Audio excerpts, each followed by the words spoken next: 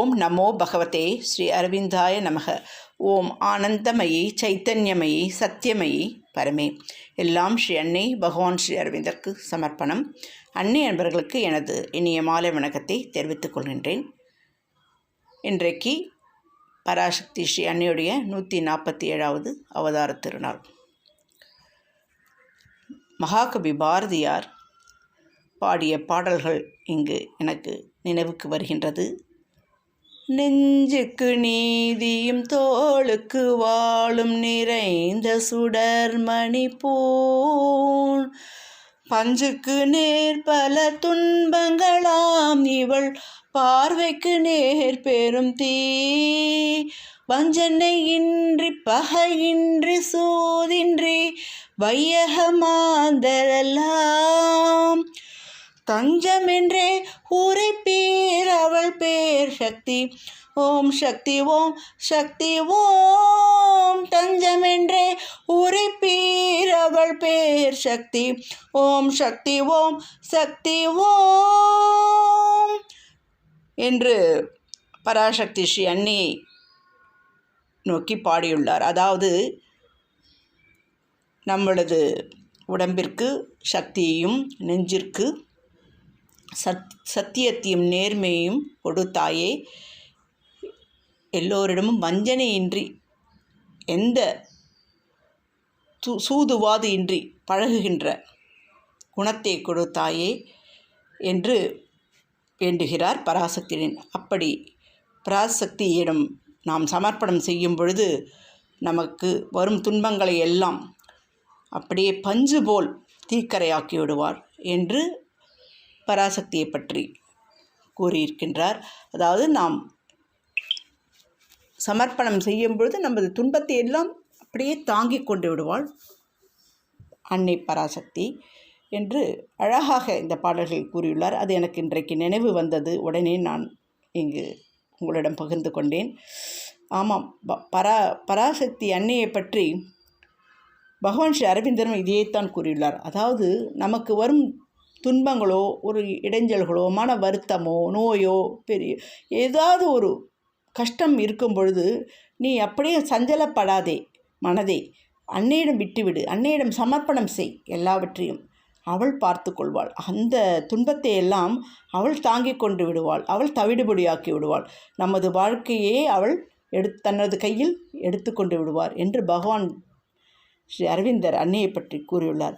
அதனால் நாம் சமர்ப்பணம் செய்ய வேண்டும். நம்ம இப்போ எல்லோரும் மலர்களை வைத்து நாம் சமர்ப்பணம் செய்திருக்கின்றோம் புஷ்பாஞ்சலி. எதற்கு என்று மலர்களை வைத்து, அன்னை என்றாலே மலர்கள் தான் என்று சொல்கின்றோம்.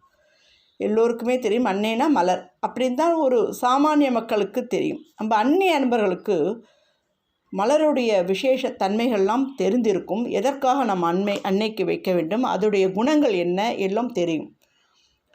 அதனால் நான் இன்றைக்கு மலரை பற்றி தான் நான் பேசப்போகின்றேன். ஏன்னா அன்னை அன்பர்கள்லாம் அதை தெரிந்து வைத்து கொண்டு இந்த புஷ்பாஞ்சலி செய்தால் அதோடைய பலனே அதிக, அதோட குணங்கள் இருக்கே அது அபரிமிதமானது.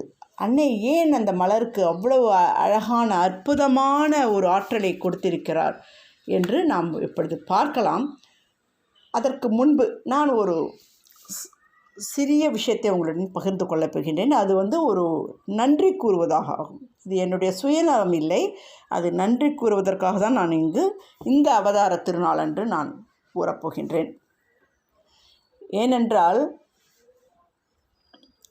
இந்த பராசக்தி அன்னையும் பகவான் ஸ்ரீ அரவிந்தரை பற்றி இந்த தமிழ்நாட்டில் நமக்கு 1980ஆம் ஆண்டில் தெரியலை யாருக்குமே. நம்மெல்லாம் சமாதிக்கே போகலை, அவ்வளோவா தெரியவே தெரியாது. அப்போல்லாம் போனோம்னா ஒரு கொஞ்சம் பேர் தான் இருப்பாங்க. எங்கெங்கேயோ சில பேர் தான் கண்ணில் தமிழ் பேசுகிறவர்களாம், தமிழ்நாட்டை சேர்ந்தவர்களாம் அங்கே தெரியும். இப்பொழுது பாருங்கள், எங்கே பார்த்தாலும் நாம் தான் தமிழகத்தை சேர்ந்தவர்கள் தான். அதில் பெருமைப்பட வேண்டும், இப்படி அன்னை அன்பர்களாக மாறிவிட்டோம் என்று. ஏன்னா நம்ம தமிழ்நாட்டை தேர்ந்தெடுத்திருக்கிறார்கள் இல்லையா பகவானும் ஸ்ரீ அன்னையும், அதற்கெல்லாம் நம்ம பெருமைப்படணும். அதற்கெல்லாம் காரணம் யார் என்றால் எனது தந்தை கலைமாமணி விக்ரமன் அவர்கள்தான். அவர் இப்பொழுது நம்மளுடன் இல்லை, இருந்தாலும் சூட்சுமமாக இருக்கின்றார். அவர் வாழ்ந்த காலத்தில் அமுதசுரபி என்ற ஒரு பத்திரிகை நடத்தி கொண்டு வந்திருந்தார். அதில் அன்னையுடன் மிகவும் நெருக்கமாக இருந்த கர்மயோகியை வைத்து கட்டுரை எழுத வைத்தார். அவருக்கு அன்னையையும் அரவிந்தரை பற்றியும் எல்லாம் தெரியும் இல்லையா, அவர்களுடைய மகிமை தெரியும், பெருமைகள் தெரியும். அதை வைத்து அந்த அவதாரத்துடைய கட்டுரைகள்லாம் எழுதி கொண்டு வந்தார். அதை பார்த்து பல அன்பர்கள் சமாதிக்கு நேரே சேர்ந்து பல அனுபவங்களை பெற்றார்கள். போக முடியாதவர்களாக என் தந்தை பஸ்ஸில் அழிச்சுண்டு மாதம் இதற்கென்றே ஒரு எல்லோரையும் எல்லா அன்பர்களையும் ஒன்றாக கூட்டிக் கொண்டு அங்கு சமாதி தரிசனம் செய்துவிட்டு வருவது வழக்கம். இப்படி தான் இந்த அன்னை அன்பர்கள் இங்கு நமக்கெல்லாம் பரிச்சயமாகியது. இப்படிப்பட்ட அந்த குடும்பத்தில் பிறந்ததற்கு நான் நன்றி கூறுகின்றேன். ஏன்னா என் தந்தையால் தான் நான் இந்த அன்னை அரவிந்தரை பற்றி தெரிய வந்தது. என்னுடைய மானசீக குரு கர்மயோகி என்று நான் சொல்லலாம் கண்டிப்பாக. ஏனென்றால் அவருடைய புத்தகம் எழுத்துக்களை படித்துத்தான் நான் அன்னை பற்றி இவ்வளவு தெரிந்து வைத்திருக்கின்றேன். இல்லைன்னா எனக்கு ஒன்றுமே தெரியாது. அதனால் பல அனுபவங்களையும் பல அதிசயங்களும் என்னுடைய வாழ்க்கையில் நடந்தது. இன்றைக்கு நான் உங்களுடன் பேசிக்கொண்டு இருக்கிறேன் என்றாலும் அதற்கு அவர்கள்தான் காரணம். அதற்கு அவர்களுக்கு இன்றைக்கு நன்றி கூறினால் அது நமக்கு அன்னையுடைய அருளை மிகவும் கூடுதலாக கிட்டும். அதனால் எல்லோரும் நம்ம அவர்களுக்கு தான் நன்றி கூறணும். இன்றைக்கு அவர்களை பற்றி தெரிய வந்துதான் அவர்களுடைய அருளால் தான். அதனால் நாம் அன்னைக்கு நாம் நன்றி கூறி அவர்களுக்கு சமர்ப்பணம் செய்ய வேண்டும் புஷ்பாஞ்சலியால். இந்த மலர்களை பற்றி இன்றைக்கு பேசப்போகிறோம். மலர்களுக்கு எப்படி தொடர்பு இருக்கின்று பேசலாம். அன்னையோட அருள் இருந்தால் எவ்வளோ அதிசயங்கள் நடக்கும். அன்னையுடைய அருள்னால் எனது தந்தையும் தாய் ராஜலட்சுமி விக்ரமருக்கும் நிறைய அருள் கெட்டியது. அதாவது இப்போ அவங்க என்னுடைய தாய் இருக்கின்றார்கள். அவர்கள் 92 வயது இப்பொழுது. அவர்கள் நடமாடிக்கொண்டு இருக்கின்றார்கள். அவர்கள் இன்றைக்கு எனக்கு காலையில் ஒரு விஷயத்தை சொன்னார்கள். எனக்கு அது தெரியும், இருந்தாலும் அவர்கள் வாயால் இன்றைக்கு கேட்டபோது எனக்கு ரொம்பவும் மகிழ்ச்சியாக இருந்தது. அவர்கள் அப்படியே ஆனந்த கண்ணீருடனும் கை அப்படியே புல்லரிக்கின்றது அந்த விஷயத்தை சொன்ன பொழுது. அதாவது அவர்கள் 4 மணிக்கே அதிகாலையில் எழுந்து கொள்வார்களாம். எப்பொழுதுமே எழுந்து கொண்டு மெடிடேட் பண்ணும் பொழுது அப்படியே காதில் அன்னையோட பாட்டு மெட்டோடு ஒலித்ததும் அவர்களுக்கு அப்படியே ஒன்றும் புரியவே இல்லையா. திரும்ப அதே ஒலித்து கொண்டே இருந்து தான் தந்தையிடம் சொன்ன பொழுது தந்தை என்று சொன்னாராம், அதை அப்படியே நீ ஒரு குறிப்பாக எடுத்துக்கொள், மறைந்துவிடும் அந்த குரல் என்று அவசரமாக எழுதி கொண்டார்களாம். அப்பொழுது பார்த்தால் அந்த மெட்டு என்னென்னா மத்தியமாவதி ராகம். அப்புறம் தான் தெரிய வந்தது. எனது பாடகி அந்த அபிராம சுந்தரி என்ற உறவினர் அவரிடம் கேட்டபொழுது, இது மத்தியமாவதி பாடலாச்சே, இது எப்படி உங்களுக்கு இப்படி தெரியப்படுத்தினார் அன்னை, உங்களுக்கு அருள் இருக்கின்றது என்றது அவரே பாடினார் அந்த மெட்டமைத்து. அவர் நிறைய உடனே அன்னை அருள் கொடுத்து அம்மாவிற்கும் எனது அப்பாவிற்கும் நிறைய பாடல்களை ஏற்ற வைத்து அதை இங்கே கேசட்டாகவும் கொடுத்திருக்கிறேன் என்றவருக்கும். இப்படி ஒரு அருள் சுரந்தது. நிறைய அதிசயங்கள் இது நமக்கு எல்லோருக்கும் தெரிய வேண்டும் என்பதற்காக நான் இதை சொன்னேன். எனது வாழ்வில் நிறைய அனுபவங்கள் இந்த மாதிரி நடந்தது. அதற்கு நன்றி கூறுகின்றேன். அடுத்ததாக நம்ம இப்போ மலரை பற்றி பார்க்கலாம். எல்லோரும் ரொம்ப ஆவலுடன் நம்ம தெரிந்து கொள்ளணும்னு இருப்போம். மலரை பற்றி பேசினாலே எல்லாருக்கும் சந்தோஷம். அந்த மலரை கண்டிப்பாக நாம் தெரிந்து கொள்ள வேண்டும். மலர்கள் அன்னை சொல்கிறார்கள், அதிசயமான ஒரு ஏற்பு திறன் கொண்டவை அப்படின்னு பராசக்தி சொல்லியிருக்கிறார்கள். அதாவது அவர்கள் எல்லா மலர்களுக்குமே ஒரு சக்தியை அப்படியே உள்ளே கொடுப்பாங்களாம். அந்த மலர்களுக்கு செலுத்துவார்களாம். அதுக்கு ஒரு உட்பொருளோடு அந்த சக்தியை கொடுப்பார்களாம். அதை அதுங்க அழகாக வாங்கி கொண்டு பிரதிபலன்களாக செய்யவும் செய்கின்றன. அந்த மலர்கள் ஏற்றுக்கொள்கின்றன, அந்த சக்தியை வெளிப்படுத்தவும் செய்கின்றன என்று அன்னை கூறுகின்றார். ஆனால் மனிதர்களுக்கும் நான் கொடுக்கின்றேன். ஆனால் அவர்களெல்லாம் எல்லா சமயங்களிலும் அந்த மனிதர்கள் அதனை வாங்கி கொள்வதே இல்லை. நான் நிறைய சக்தி அவர்களுக்கு கொடுக்கின்றேன். அந்த ஏற்பு திறன் சில சமயங்கள் தான் இருக்கின்றன. மலர்களை விட மிகுந்த குறைந்த ஏற்பு திறன் கொண்டவர்களாக அந்த மனிதர்கள் இருக்கின்றார்கள். அதாவது ஏற்புத்திறன் இல்லாததாலும் இந்த மாதிரி ஒரு உணர்வு இன்மையாலும் தான் அவர்கள் நான் பிரயோகித்துள்ள அந்த சக்தியெல்லாம் வீணாக்கி விடுகின்றனர். எனினும் அந்த சக்தி என்னவோ அவர்களுக்கு இருக்குது, மனிதர்கிட்ட இருக்குது என்று அவர்கள் மலர்கள் மிக நன்றாக அதனை ஏற்றுக்கொள்கின்றனர் என்று அவர்கள் மலரை பற்றி மிகவும் புகழ்ந்து கூறியிருக்கின்றார் அன்னை. இதை வந்து அவர்கள் வந்து பராசக்தி அன்னையை வந்து வெகு காலத்திற்கு முன்பே, அதாவது அவங்க சிறிய வயதில் இதை பற்றி அறிந்து கொண்டு விட்டார்களாம். அதாவது மலர்களுக்கு இவ்வளவு சக்தி இருக்குது என்பது அப்பொழுது ரொம்ப சின்ன வயசுலேயே அவர்களுக்கு தெரிய வந்ததான். எப்படின்னா, அவங்க பிறந்து, அதாவது இந்த ஆசிரமத்தில் வந்து இருந்தாங்களே, அப்போது வந்து ஒரு 50 ஆண்டுகளுக்கு முன்பே அவர்களுக்கு தெரியறதுன்னு அவங்க எழுதியிருந்தாங்க. அதில் புத்தகத்தில் படித்திருக்கேன். அதாவது ஒரு சித்துக்கலை வல்லுநர்களாக இருக்கலாம், அதாவது மறையியல் அப்படின்னு சொல்லுவாங்க தமிழில், அதாவது அக்கல்டிசம் என்று ஆங்கிலத்தில் கூறுவார்கள். அவர்கள்தான் அன்னைக்கு வந்து ஒரு 2 ஆண்டு காலம் இதையெல்லாம் பயிற்சி அளித்தார்கள். அதாவது சூட்சும தரிசி அவர்கள்லாம், சூட்சுமத்தில் என்ன நடக்கிறது என்பது தெரிகின்ற ஒரு ஆற்றல் மிக்க தெய்வத்தன்மை மிக்க உடையவர்கள்.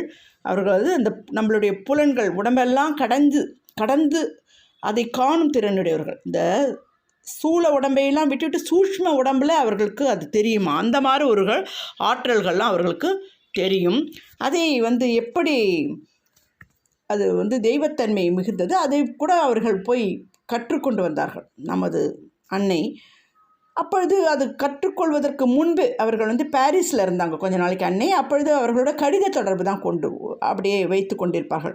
அப்பொழுது அவர் நேரெல்லாம் பார்க்கல அவங்களெல்லாம். தியோன் அந்த ஆசிரியருடைய பெயர். அந்த தியோன் அவர்களெல்லாம் அவரையும் அவர் மனைவி கிட்ட தான் இந்த ஆற்றலை பற்றி கற்றுண்டாங்க. ஆனால் அந்த ஆற்றல்களை பற்றி கற்றுக்கொள்வதற்கு முன் அவர்கள் நேரில் பார்க்கவில்லை, கடித தொடர்போடு தான் இருந்தார்கள். அப்படி இருக்கிறச்சே அந்த பெண்மணி இருக்காங்களே, தியோனோட ஒய்ஃப் என்ன பண்ணாங்க, ஒரு மலர்கள் இதழ், மாதுளை மலருக்குள்ளே அதோட இதழ்கள்லாம் ஒரு கவரில் போட்டு அனுப்பிச்சாங்களாம் கடிதத்துடன். அதுக்கு வந்து தெய்வீக அன்பு அப்படின்னு அந்த மலருக்கு பேர். இந்த தெய்வீக அன்புன்னு அந்த மலரோட இதழ்கள்லாம் அனுப்பின உடனே, ஆனால் அப்போ அந்த காலத்தில் இந்த தெய்வீக அன்புன்னு அவர்கள் பொருள் கொடுக்கவில்லை. பின்பு தான் மதர் வந்து இதுக்கு தெய்வீக அன்புன்னு கொடுத்தாங்க. நான் அவங்க புரியறதுக்காக இந்த தெய்வீக அன்புன்ற மலர்னு அதுக்கு பேரை சொல்ல, அதாவது அதுக்கு வந்து அந்த மாதுளை இதழ்களுக்கு அப்பொழுது குணம்தான் இருக்கே தவிர பேர் வந்து அன்னை அப்புறம்தான் கொடுத்தாங்க ஒவ்வொரு மலர்களுக்கும். இந்த மலரை வந்து அனுப்பியவுடன் அவர்கள் வந்து என்ன பண்ணுறதுன்னு தெரியல. அப்போ அவங்க சொன்னாங்க, இது வந்து ஒரு பாதுகாப்பு சக்தியை கொடுக்கும், இந்த இதை நீ பத்திரமாக வைத்துக்கொள் என்று சொன்னார்கள்.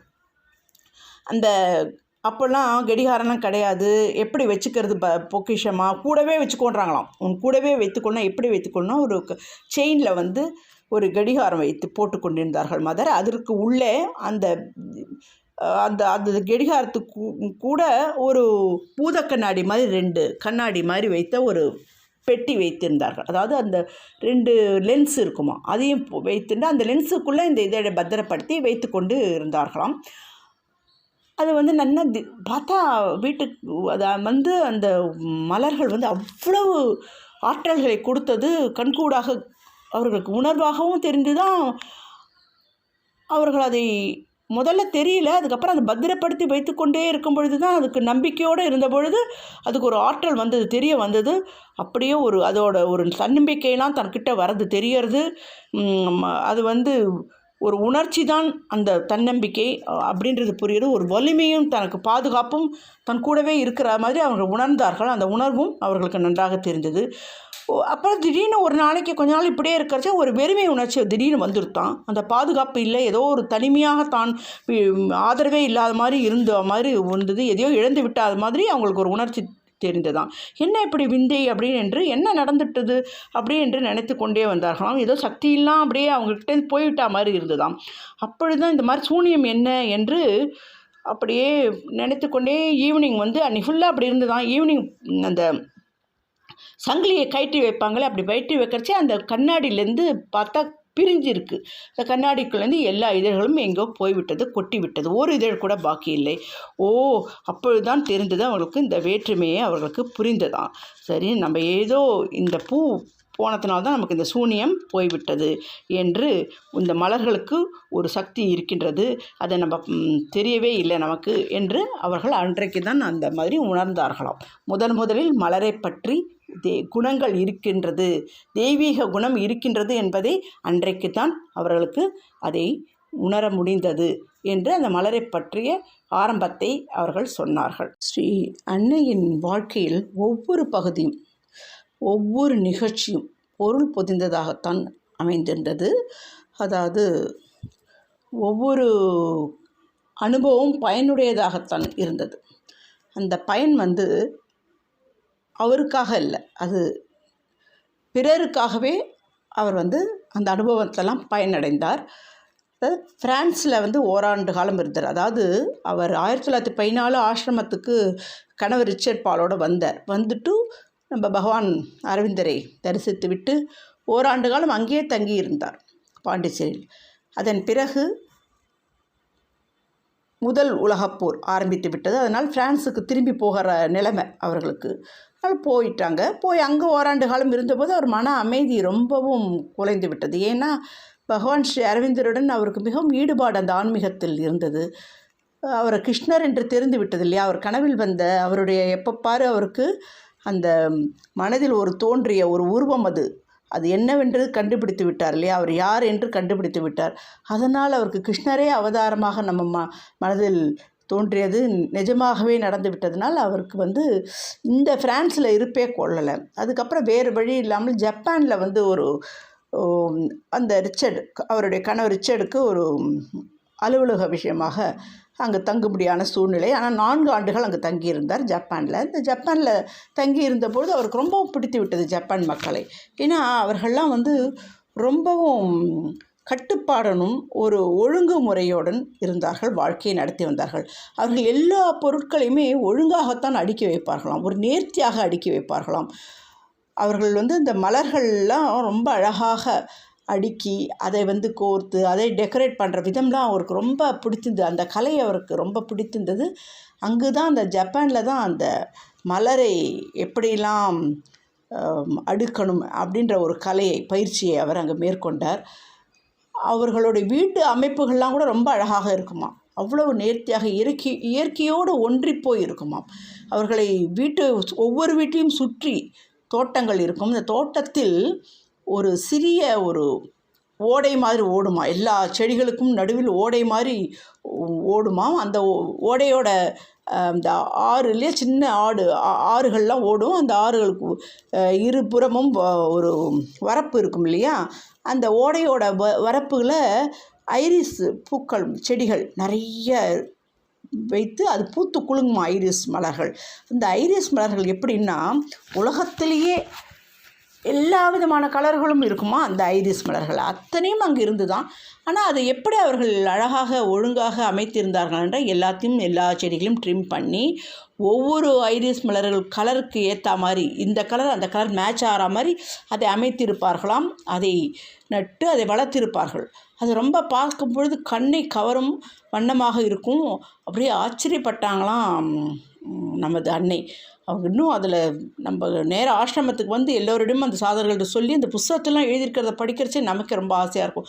அவர்களது ஒவ்வொரு வீட்டிலையும் அவர்களுடைய உடைகளும் அவர்கள் இந்த ஜப்பானியோடைய ஆடைகள்லாம் இவங்க உடுத்தின்றாங்க. அந்த அளவுக்கு அவங்களுக்கு ரொம்ப பிடிச்சி போயிருந்தது. அவர்கள் எல்லா விதமும் வாத்தியம்லாம் வாசிக்கிறது, அந்த பியானோன்ற ஒரு வாத்தியத்தை வாசிக்கும் பொழுது அவருக்கு அந்த தெய்வீக உணர்வு அங்கே வந்து தான். ஒவ்வொரு குழந்தைகளை பார்க்கும் பொழுது அந்த மலரோட நினைவுகள் வந்து தான். அப்படி இருந்து தான் அந்த ஜப்பானுடைய வாழ்க்கையில் அவர் ரொம்ப ரசித்தார். அப்புறம் ஜென் மதம் அங்கே ரொம்ப ஃபேமஸ் அங்கே ஜப்பானில். அங்கே போய் அவருடைய கணவருடைய நண்பர் மூலமாக அந்த மதத்தை பற்றி அவர் தெரிந்து கொண்டார். அது வந்து புத்த மதத்தை சார்ந்தது. அங்கே வந்து நூற்றுக்கணக்கானவர் ஒரு பெரிய ஹாலில் உட்கார்ந்துட்டு தியானம் பண்ணுவார்களாம். அதுக்கு பேர் ஸ்டில் சிட்டிங் என்று பெயர். அது ஆடாமல் அசையாமல் அப்படியே தியானம் பண்ணும் முறை அவருக்கு ரொம்ப பிடிச்சிருந்தது. ஏற்கனவே அன்னைக்கு தான் சிறு வயதிலேயே தியானம் என்றால் மிகவும் பழக்கம் இல்லையா. அதனால் எப்போதுமே ஆழ்ந்து விடுவார் தியானத்தில். அங்கேயும் போனோம் அவர்களோடு சேர்ந்து தியானத்தில் அப்படியே ஆழ்ந்து விட்டார். ஆழ்ந்த பொழுது ஒரு சமயம் இப்படி இருக்கும் பொழுது ஒரு நாளைக்கு சாக்கிய முனிவர் என்பவர் அப்படியே நேரில் தோன்றினாராம். சாக்கிய முனிவர் என்பவர் புத்தர். அவர் வந்து அந்த இறைவன் தோன்றி, நீ எதற்காக இன்னும் ஒளித்து வைத்து கொண்டிருக்கின்றாய்? உன்னுடைய மனதில் ஏதோ ஒளித்து வைத்து இருக்கின்றாயே, இன்னும் கருப்பு சம்படத்தில் கருப்பு துணியில் அந்த வைரக்கற்களை போட்டு அப்படியே மூடி மறைத்து வைத்திருக்கிறாயே, அது முதல்ல வெளியில் எடு, அந்த வெளிச்சத்தை எல்லோருக்கும் காண்பி என்றார். அப்புறம் தினம் இப்படியே கொஞ்ச நாளைக்கு இந்த சாக்கிய முனிவர் தோண்டி பேசினா, நீ வந்து இறைவனுடைய கருவி, நீ வந்து அதுக்கு தான் இந்த பூமியில் உன்னை அவதாரமாக நாங்கள் தேர்ந்தெடுத்திருக்கிறோம். நீ எல்லோரிடமும் உன்னுடைய இறைத்தன்மையை காண்பி, மறைத்து வைக்காதே. ஒளித்து மறைத்து வைக்காதே அப்படின்னு தைரியமாக வெளியில் எடு அப்படின்ற மாதிரி அது அந்த பேச்சு கேட்டுகிட்டே இருந்தது. அவர் ஒளியும் சரி, அவர் நேரமும் அவர் காட்சி அளித்தாராம். அப்பொழுது அவங்களுக்கு, ஏன்னா அடிக்கடி அவருக்கு அந்த இறைத்தன்மை வந்து கொண்டே இருக்கும். சிறிய வயதிலிருந்து கொஞ்சம் கொஞ்சமாக முன்னேறி இப்போ இவ்வளோ தூரம் வந்து விட்டது. அவருக்கு ரொம்ப ஆச்சரியம். அப்போ தான் தெரிஞ்சது தமக்குள்ளே இறைத்தன்மை இருக்குன்னு புரிஞ்சது. இதனால் கொஞ்சம் கொஞ்சம் தெரியும் உணர்வு. இப்பொழுது நன்றாகவே வெட்ட வெளிச்சமாக தெரிந்து விட்டது. நீதான் அவதாரம் என்று இறைவனே சொல்லிவிட்டார். அதனால் தைரியமாக இறங்கு அப்படின்னு சொல்லினதுனால அவங்களுக்கு என்ன தெரிந்தோ, அந்த மலர்களுக்கும் அப்பொழுதுலேருந்து தான் அவங்க நினைத்து கொண்டார்கள், இந்த மலர்களுக்கெல்லாம் அந்த குணம் இருக்குது, அதுக்கு நம்ம சக்தியை ஊட்டணும், அப்போ தானே அது வெளியில் வரும் அப்படின்னு சொல்லிட்டு தான் ஒவ்வொரு மலருக்கும் ஒவ்வொரு தன்னுடைய அந்த சக்தியெல்லாம் கொடுத்து அதற்கு பெயரையும் சொன்னார்கள். ஒவ்வொரு மலர் அது மாதிரி 898 பூக்களுக்கு சொன்னார்கள். நிறைய சொல்கிறதுக்கு முடியல, ஏன்னா நம்ம அதான் கேள்வி கேட்டால் தானே சொல்லுவாங்க. அந்த மாதிரி ஒவ்வொரு பூக்களும் சொல்லுவாங்க. ஆனால் நமக்கெல்லாம் வந்து எல்லா பூக்களை பற்றியும் தெரியாது, சில பூக்களை பற்றி தான் இங்கே தெரியும் இல்லையா? தினப்படி என்னெல்லாம் தினந்தோறும் வைப்போமோ அந்த பூக்களை பற்றி தெரியும். அட்லீஸ்ட் அதை பற்றி தெரிஞ்சுட்டு அந்த குணத்தை நாம் தெரிந்து கொண்டாலே போதும். இந்த மலரோட விசேஷம் தன்மையெல்லாம் நம்ம புரிஞ்சுக்கணும். அது எப்படி வந்து போய் மதர்கிட்ட போய் தன்னுடைய தன்மையை, தன்னுடைய குணத்தை நமக்கு கொடுக்கின்றது. அதை வைத்து நம்ம வழிபடும் பொழுது அன்னை என்ன பண்ணுவாங்க, அந்த குணத்தை நமக்கு கொடுப்பாங்களாம். அது போய் நேரடியாக நம்மளுடைய ஆன்மாவிலே போய் சேர்ந்துடும் அந்த குணங்கள். அப்பேற்பட்ட சக்தி உடையது அந்த மலர்களுடைய குணம். அது அவ்வளோ விசேஷத்தன்மை உடையது. அதனால தான் மலரை வைத்து நாம் வழிபடுகின்றோம். ஏதோ சும்மா மலர் வந்து அழகுக்கும் இல்லை, அழகுடன் குணத்தையும் நமக்கு கொடுக்கின்றது. அதை வந்து நம்ம முதல்ல தெரிஞ்சுக்கணும். அவங்க சொல்லுவாங்க மலரை போல் இரு அப்படின்னு அண்ணே சொல்லுவாங்க. என்ன மலரை போல் இரு அப்படின்னு நமக்கு தெரியாதுல்ல. என்னவோ மலரை போல் இருன்னு அப்படி நம்ம சொல்கிறாங்களே, என்ன மலர் போல் மலரை மாதிரி அழகாக இருக்கணும் மென்மையான, அப்படி இல்லை. மலரை போல் இருப்பதற்கு நம்ம முயற்சி செய்ய வேண்டும். அது எப்படி திறந்த உள்ளத்துடன், ஒரு சமநிலையாய், ஒரு பெருந்தன்மையுடன் அப்படி இருக்கும், கனிவோடு இருக்கல, பார்த்தாலே ஒரு சந்தோஷம் இருக்கும். மலர் தோட்டத்துக்கு போய் மலரை பார்த்தோம்னா சந்தோஷம். நிறைய பேருக்கு ஸ்ட்ரெஸ்ஸு வந்துடுதுன்னு வச்சுக்கோங்க. இப்போவே இந்த காலத்தில் நிறைய பிஸ்னஸ் மேன் ஆகட்டும், ஒரு அரசியல்வாதி இல்லை பெரிய ப்ரொஃபஷனலிஸ்ட், அவங்களாம் என்ன பண்ணுவாங்க, வருடாந்தோறும் இப்படி உழைச்சிட்டே இருக்கச்சு அவங்க ஸ்ட்ரெஸ்ஸு ரொம்ப வரைச்சி கொஞ்ச நாள் ரிலாக்ஸாக இருக்கணும்னு தான் மலர் கண்காட்சிக்கெலாம் போய் பார்த்துட்டு வருவாங்க. ஊட்டி, கொடைக்கானல் இந்த மாதிரி மலை பிரதேசங்களுக்கு போய் அந்த மலர் கண்காட்சியெல்லாம் போய் அந்த குளிரில் போய் இருந்தபோது அவங்க மன நிறைவு வரும். அவங்களுக்கு அப்படியே ஒரு நிம்மதி, அமைதி கிடைக்கும். அதுங்க வந்து அப்படியே தன்னுடைய திறந்த உள்ளத்துடன் ஒரு கனிவாக இருக்கும். அதாவது இந்த மலரை எடுத்துட்டாக்கா அந்த செடியெல்லாம் என்ன ஆகும், காற்றுக்கு இல்லை சூரியனுடைய அந்த ஒளிக்கிரணங்களுக்கு இப்படி தன்னை சுற்றி உள்ள அனைத்துக்குமே, அந்த இயற்கைக்கு இப்படி அனைத்திற்கும் அந்த பூக்கள்லாம் என்ன ஆகும், அப்படியே திறந்து கொள்வது இல்லையா? அது எதுக்குமே பாவம் அப்படியே தானே இருக்குது, பாதிக்காமல் தன்னை அப்புறம் வெளிப்படுத்தும். தன்னுடைய அழகை வந்து அழகாக தன்னுடைய களிப்பு, அழகு எல்லாத்தையும் அப்புறம் பிரதிபலிக்கின்றது. இப்படி அது வெளிப்படையாக தான் இருக்கின்றது. அந்த மாதிரி இருக்கணும். தன்னுடைய அழகை வந்து அது மறைச்சிக்கிறதே இல்லை, அப்படியே வெளிப்படையாக காண்பித்து கொள்கின்றது. அனைவரும் பார்க்குற மாதிரி தனக்குள்ளே இருக்கிற அத்தனையும் அது வெளிப்படுத்துகின்றது. இப்படி அதற்கு வெறுப்பு இவங்களுக்கு தான் காமிக்கணும், இவங்களுக்கு தான் நம்ம பூ கொடுக்கணும், இவங்களுக்கு தான் நம்ம அழகை காமிக்கணும், இப்படி தான் இவங்களுக்கு தான் அந்த வாசனையை நாம் நறுமணத்தை கொடுக்க வேண்டும், அப்படிலாம் அது சொல்கிறதுலையே விருப்பென்று எல்லோருக்குமே சமநிலையோடு இருக்கின்றது. எல்லோரும் அதனுடைய நம்ம அழகையும் நறுமணத்தையும் நம்ம நுகர முடிகிறது இல்லையா? இப்படி அதனால தான் அந்த மலரை போல் இரு அப்படின்னு சொல்கிறாங்க. இப்படி மலர்களுடைய தெய்வீக குணங்களையும் நம்ம வளர்த்துக்கணும் இல்லையா? அதனால தான் அன்னை வந்து என்ன சொல்கிறாங்க, மலரை போல் இரு அப்படின்றாங்க. அதனால தான் அவங்க வந்து மலருக்கு வந்து அவ்வளோ சக்தியெல்லாம், தன்னுடைய சக்தியெல்லாம் அந்த மலருக்குள்ளே கொடுக்குறாங்களாம். ஏன்னா இதுக்கு இவ்வளோ இதுவாக இருக்குது, வெளிப்படையாக இருக்குது, எவ்வளோ கனிவோடு இருக்குது அப்படின்னு தான் இந்த ஆழ்ந்த சக்தியெல்லாம் அந்த மலருக்கு கொடுத்து அது வந்து உண்டு பண்ணுறாங்க. அதுங்களும் பிரதிபலிக்கின்றது. அது வந்து ஒரு இறை அம்சத்தின் குறியீடாக இருக்கின்றது ஒவ்வொரு மலரும். அதனால தான் மலரை போல் இரு அப்படின்னு அன்னை கூறுகின்றார். அதோட அர்த்தம் நமக்கு இப்போ புரிஞ்சிருக்கும். இப்போ நம்ம செடிகிட்டலாம் போய் தனியாக பிரியம் வச்சாக்க அதுங்க என்ன ஆகும், இந்த செடிக்கு நல்லா தெரியுமா நம்ம பிரியமாக இருக்கணும். எப்படி தெரியுமா, செடிகளுக்கெல்லாம் தண்ணி விட்டு அதை கொத்தி அதை பராமரித்து அதை இலையெல்லாம் கட் பண்ணி வாடி நிலையெல்லாம் எடுத்துட்டு அதை தடவை கொடுத்து அப்படிலாம் நினச்சா அது வந்து ரொம்ப பிரியமாக நிறைய பூக்கள் காய்கள்லாம் அது காய்க்கும் பூக்கும். அது நிச்சயம் அது உண்டு. அது மாதிரி மலர் மதர் என்ன பண்ணாங்க, ஒவ்வொரு இந்த மாதிரி மலர் செடிக்கிட்டலாம் போய் பேசி தடவி கொடுப்பாங்களாம். ஜப்பான்லேயும் அந்த மாதிரிலாம் அவங்க தோட்டம்லாம் வைத்திருக்கும் போது போய் தடவி கொடுத்து பேசி அதுங்களுக்கு ரொம்ப அழகாக தன்னுடைய குரலில் பேசி நீ அழகாக இருக்கே அதுவாக இருக்கேன்னு அப்படி பேசி அதோட சக்தியெல்லாம் அதுக்கு வெளிப்படுத்துவாங்க. நீ இந்த மாதிரி குணம் இருக்குது, நீ எல்லாருக்கும் வெளிப்படுத்து அப்படின்னு ஒரு அன்பாக பேசுவாங்க. தண்ணி விட்டு உரம்லாம் செல்வாங்க. அப்பொழுது அந்த செடிகள்லாம் திரும்பி பேசுமா. எப்படி பேசுவோம், உணர்ச்சி அதுங்களுக்கு எப்படி இருக்குது அப்படின்னா, காய்கள் ஏன்னா அவங்க தினப்படி உணவுக்கு கூட அந்த காயெல்லாம் எடுத்துப்பாங்களாம் வீட்டுக்கு சமையலுக்கு. அப்படி நடந்துட்டு காலை வேளையில் போய் இந்த தோட்டத்துக்கெல்லாம் போவாங்களாம். போயிட்டு இப்படி நடந்துகிட்டே தண்ணி ஊட்டி அதோட எல்லாத்துக்கும் அதை பராமரித்த உடனே இப்படி போய் காயெல்லாம் பறிக்கலாம் அப்படின்னு போகிறச்சு ஒரு செடி சொல்லுமா, வராதே, கிட்ட வராதே, பறிக்காதேன்னு அவங்க நகர்ந்து போயிடுவாங்களாம். இன்னும் செடிக்கிட்டெல்லாம் அப்படியே போகிறச்சே, வா என்னை எடுத்துக்கோ நீ எடுத்துக்கோ அப்படின்னு கூப்பிடுமா, வா என் அருகில் வா அப்படின்னு கூப்பிட்ற மாதிரி இருக்குமா. போய் கூப்பிட்டா எடுத்துட்ட அவங்க போய் அந்த வேண்டான் வராதேன்ற செடிக்கிட்ட போக மாட்டாங்களாம். ஏன்னா அவங்க சொல்கிறாங்க அதுங்களுக்கெல்லாம் ஒரு அசாதாரண தன்மை இருக்குது, அதுங்களுக்கு தெரியும். ஏன்னா அதுவே 2 நாள் கழித்து அந்த செடியே வா என்னிடம் வா, என்கிட்டே வா, என்னை பறித்துக்கொள் சொல்லுமா. அப்போ அந்த காயெல்லாம் பறிக்கலாம், பூ பறிக்கலாம். அந்த காயை பறித்து பண்ணிச்சு அப்போ அது பக்குவமாக இருக்குமா. அதுக்கு முன்னாடி பறிச்சிருந்தால் அது பக்குவமாக இருக்காதுன்றதுனால என்கிட்ட வராதே, என்னை பறிக்காதேன்னு அது அன்பாக கட்டளையிடுறது அப்படின்னு அன்னை சொல்வார்கள்.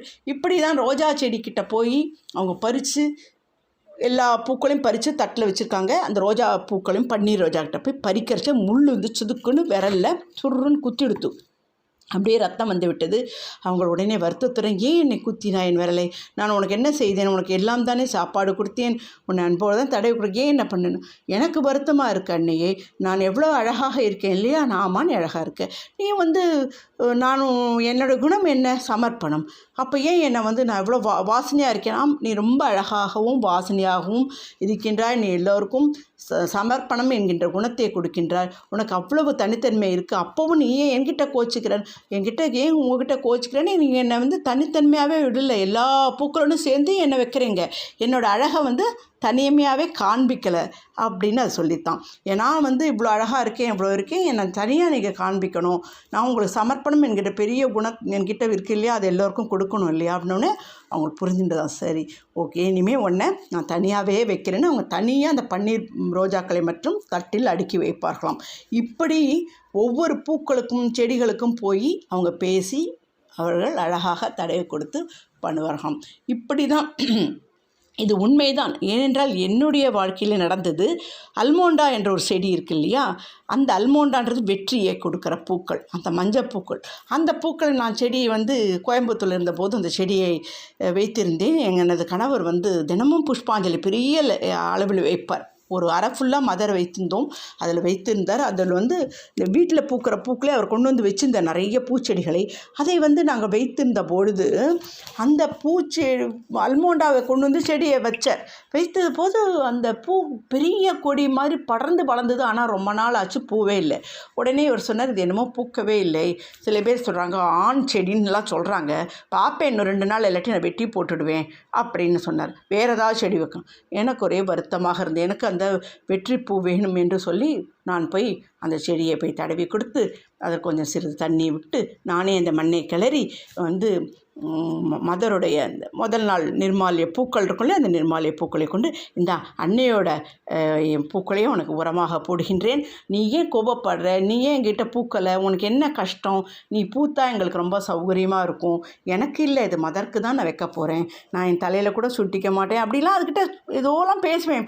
பேசி தடவி ஒரு 5 நிமிஷம் 10 நிமிஷம் அதை ஒரு தடவி எல்லாம் பண்ணி கொடுத்துட்டு தினம் ஒரு நாள் இல்லை மறுநாளும் தடவி கொடுத்து எங்கள் ஹஸ்பண்ட்டை சொன்னேன், தினம் நான் போய் பேசிட்டு தடவி கொடுக்குறேன், பார்க்கலாம், நீங்கள் அவசரப்பட்டு விட்டாங்கன்னா அவர் சிரித்தார். சரி தடவி கொடுத்து பேசுன்னு அவர் ஒரு மாதிரி கிண்டலாக பேசிவிட்டு போய்விட்டார். பார்த்தா ஒரு 2 நாள் கழித்து சிறிய அரும்புகள் வளர்ந்தது. எனக்கு பிரமையாக இருக்குமோ என்று பார்த்துட்டு அவர்கிட்ட சொல்லலை. ஏன்னா இது ஏதோ மென்டல், இது அப்படி தான் நினச்சிட்டு போகிறான்ட்டு. அதுக்கும் மறுநாள் பார்த்தா கொஞ்சம் பெருசாக இருந்தது. அப்போ கன்ஃபார்ம் ஆகிடுது இது மொட்டுன்னு. போய் அவர்கிட்ட காமிச்சேன்னு, ஆமாம் இது மொட்டு தான், நான் தினம் இப்படி செடிகளுக்கு தண்ணி விடுறேன் உரம், அதனால தான் அப்படி இப்போ கூட பூக்களுக்கெல்லாம் உரம் போட்டு இது பண்ணினேன் அப்படி இப்படின்னு ஒன்று. வெரி குட், அதான் பூத்துருக்கு, உங்களுடைய அன்புக்காக தான் இது பூத்துருக்குன்னு என்று சொன்னேன். இது எப்படின்னா நம்ம வந்து நம்ம போட்டால் அவரும் போட்டிருக்காரு இல்லையா, அதை பாசிட்டிவாக எடுத்துக்கணும். அவருடைய அன்புக்கும் அது வணங்கியிருக்கும். அதனால் எனக்கு ரொம்ப சந்தோஷமாக இருந்தது. இது வந்து உண்மை. நீங்கள்லாம் கூட வீட்டில் போய் இந்த மாதிரி ஏதாவது ஒரு சிறிய பரிசோதனை மாதிரி பண்ணலாம். அதாவது நம்பிக்கை இல்லாமல் இல்லை, இது செடியை நம்ம தடவை கொடுத்து நீங்கள் பண்ணுங்கள். அது எவ்வளவு அழகாக பூக்கும். ரோஜா செடிக்கு நல்ல தண்ணி விட்டு அதெல்லாம் பண்ணுங்கள். ஏதாவது ஒரு செடியை எடுத்துக்கொண்டு இந்த மாதிரி வளர்த்து பாருங்கள், எவ்வளோ அழகாக அது வளர்ந்து அது பூக்கும் என்பதை நம்ம கண்கூடாக பார்க்கலாம். இப்படி நாம் செடிகளை பற்றியும் மலர்களை பற்றியும் அன்னை நமக்கு நிறைய விஷயங்களை சொல்லிக்கொண்டே வந்திருக்கார். அதை நம்ம சொல்லணுன்னா இப்போ நேரமே இல்லை. ஒரு கதை மாத்திரம் உங்களுக்கெல்லாம் இப்போ சொல்கிறேன். அது ஏன்னா ரொம்ப நேரமாக நம்ம இப்படியே பேசி கொண்டு இருக்கும் பொழுது கொஞ்சம் போர் அடிக்கும். ஒரு கதை நிஜமாகவே அன்னை சொன்ன கதை, அதை நான் இப்போ உங்களுடன் பகிர்ந்து கொள்ளப் போகின்றேன்.